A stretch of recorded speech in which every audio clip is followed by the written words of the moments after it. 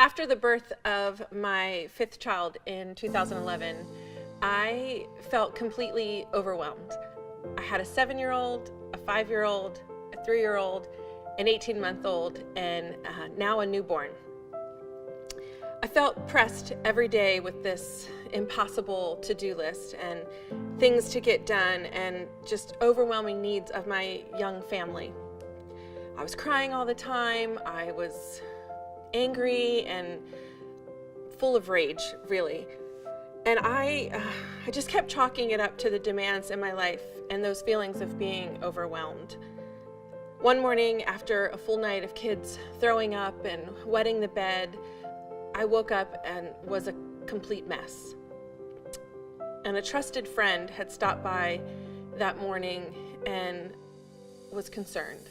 She said, you're just not yourself. Your personality is completely different, and I'm worried about you. I don't think this is okay.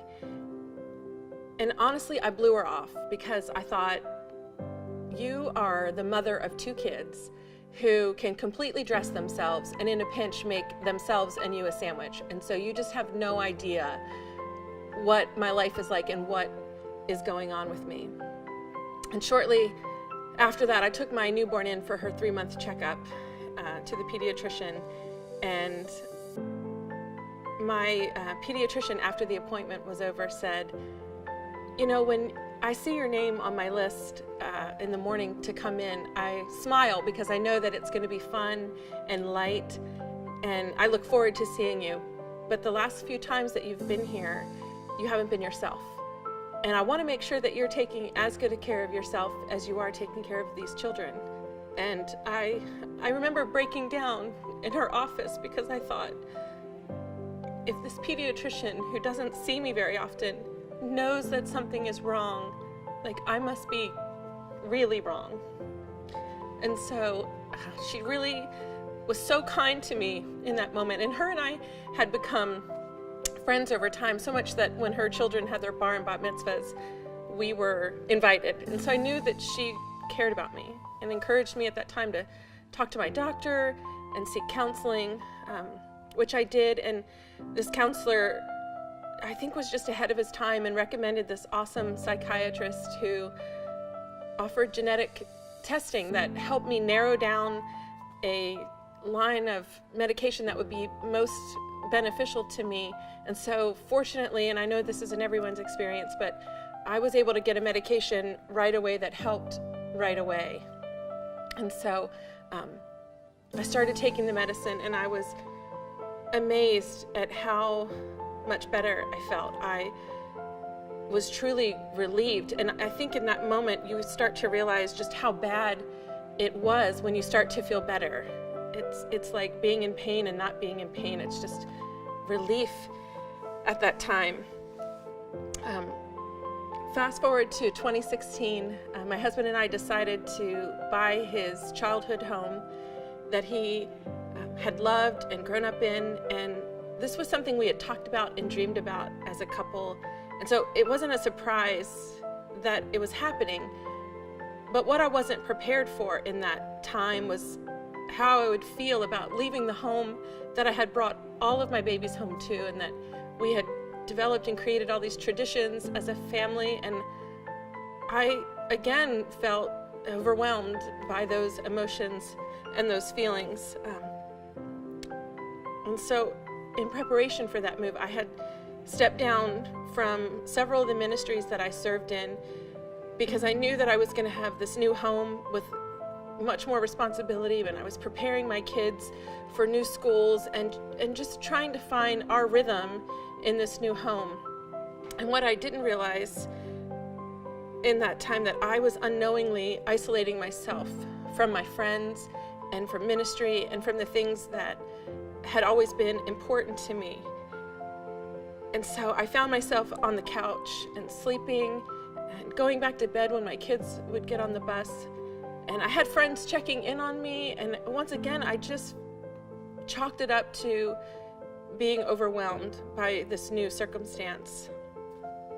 And so in 2018, I was asked to step back into ministry to help with a women's Bible study.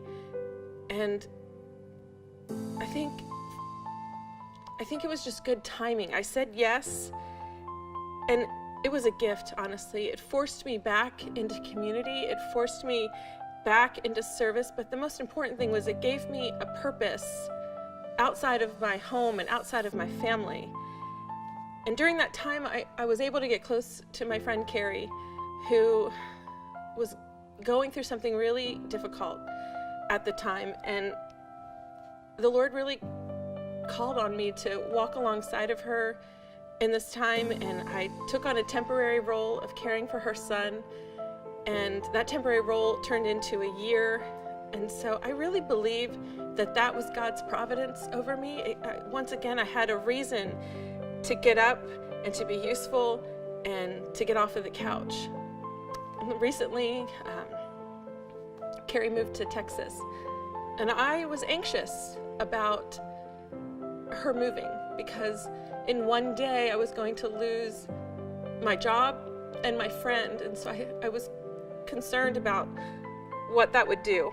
Would I be able to get off of the couch, and would I go back into a spiral? And after this time, realizing that I was not a good barometer on how I was feeling. And so I wanted some assurance that I was in a good place. Like, was I happy, or was it hollow like a pinpricked egg? Was I going to be able to reach out to my friends? I think sometimes when we're depressed or anxious, we make ourselves so busy that we don't connect. And I'm fighting that. I prayerfully am saying yes to things that I believe that God wants me to do. I'm serving, I'm loving my friends, and I'm working hard on my own vulnerability. It's really easy for someone like me to hide. I'm the funny friend, I'm light. I'm the one that everybody calls when they need a laugh or to cheer up. And I love that role and I embrace that role. But because of that, it doesn't always allow me to feel like I can say I'm okay and it's okay. And so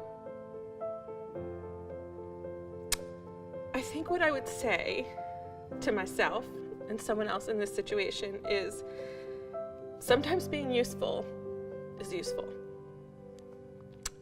And sometimes saying yes when you want to say no is a good thing. And it's okay to feel like you're faking it to make it. Whatever your reason needs to be to get off the couch, I encourage you to do it.